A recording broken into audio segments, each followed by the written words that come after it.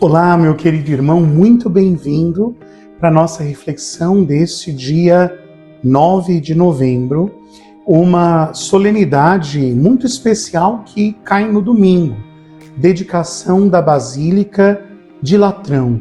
Basílica de Latrão é chamada de Mãe de todas as igrejas, porque é a Catedral da Diocese de Roma, local então onde está a cátedra da qual o Santo Padre governa o mundo. E celebrar esta igreja, esse templo, por assim dizer, é celebrar o mistério daquilo que é a igreja, que é o corpo místico de Cristo. A casa de Deus, que é casa também dos homens, mas que é um sinal da igreja, que é o mistério de Cristo, cabeça, e do mistério de Cristo, corpo, né? Cabeça e corpo, uma única realidade.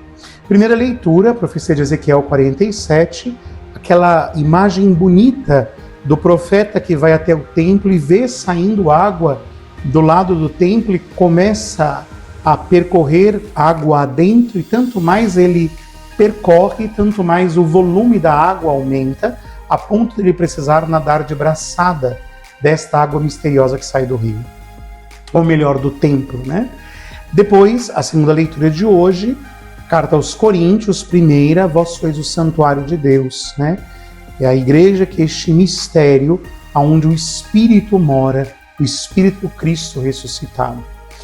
O Evangelho de João 2, de 13 a 22, Jesus que sobe ao templo, expulsa os cambistas, né? Depois ordena que se destrua aquele templo, o templo de Jerusalém, porque ele seria reconstruído em 3 dias. E os discípulos entendem que Jesus falava do templo do seu corpo. Bem, meus irmãos, a igreja, ela é um mistério.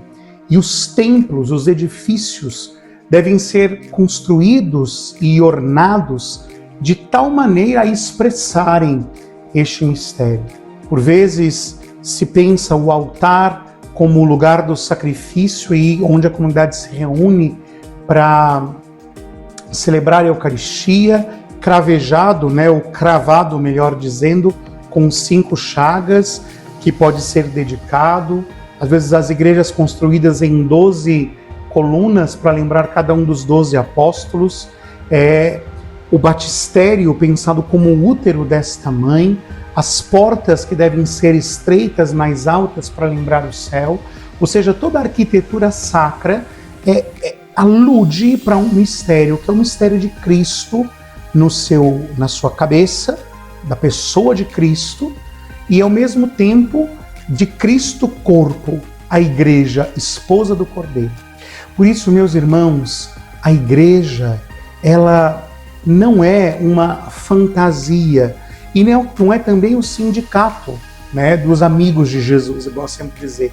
Mas a igreja é a esposa de Cristo, que nasceu do lado aberto do Senhor, né, quando jorrou ali sangue e água, símbolo da Eucaristia e do batismo. A igreja nasce, então, da vida de Cristo, manifesta-se em momentos mais fortes, é verdade, né, nos evangelhos, mas ali talvez na figura de João, que mostra Jesus tendo o seu lado aberto e dali jorrando sangue e água, lembra Adão que do seu lado nasce a igreja, né? Nasce Eva do lado de Adão, e de Cristo nasce a igreja, a nova Eva. Esse Israel fiel que agora é governada pelos 12 apóstolos tem que permanecer na história até ser inteiramente glorificada no céu. Por isso, meu irmão, nós dizemos no creio na Igreja Católica, e o que está subjacente a esta expressão, que está por debaixo, né? O que brota dessa expressão do creio que está dito aqui? Em primeiro lugar, brota a certeza de que nós cremos que a Igreja é desejo de Cristo. Tu és Pedro, sobre esta pedra edificarei a minha igreja, uma igreja que pertence a Ele. Que esta igreja é seu corpo místico, né? Ligada a Ele, povo de Deus, mas seu corpo místico é o corpo de Cristo. Lembremos de quando Jesus aparece a Paulo no caminho de Damasco, diz: Saulo, Saulo, por que me persegues? E Saulo nunca conheceu a Jesus antes daquele momento, né? Mas Saulo perseguia os cristãos, então perseguia o corpo de Cristo, ou seja, Cristo no seu corpo, o mistério da cabeça com o corpo, que são uma unidade, né? Ao mesmo tempo, esta igreja, na qual nós estamos inseridos pelo batismo, é também o templo do Espírito Santo. É o lugar onde o Espírito de Deus age e habita, né, como seu templo, como sua casa, para nela realizar uma obra nova. Justamente por isso, irmãos, nós dizemos que também cremos na igreja, porque cremos neste mistério do que é a igreja de Cristo, mas cremos na igreja porque a nossa fé é vivida nela, né? Nela, e a partir dela nós professamos a nossa fé em Deus. Podemos também dizer assim que cremos em igreja, em comunidade, em corpo, né? E isso deve nos fazer repensar, irmãos, como eu sinto a minha relação com a igreja.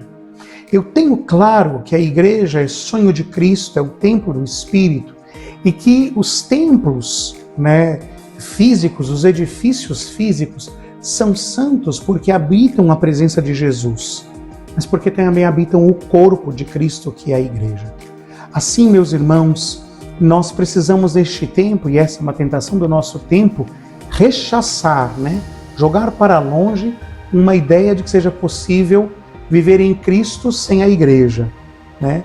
É como se nós pudéssemos dizer, usando a imagem da primeira carta aos Coríntios, capítulo 11, que nós pudéssemos viver com a cabeça sem o corpo de alguém, né? Amo a você com a sua cabeça, né?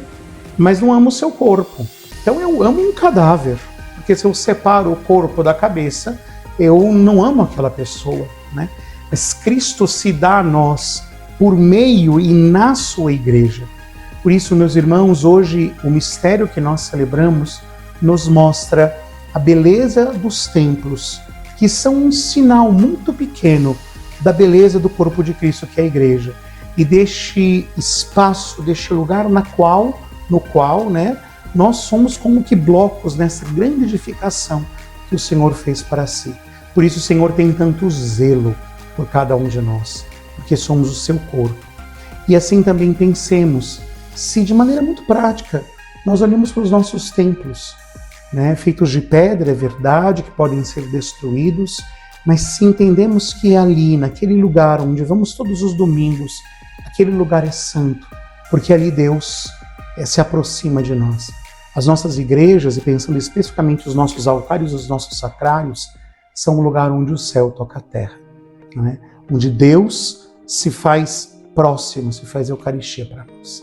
Deus te abençoe e que a festa da Basílica de Latrão nos lembre a beleza da nossa fé, de crermos na igreja e com a igreja professarmos aquilo que cremos. Deus te abençoe. Santo Domingo.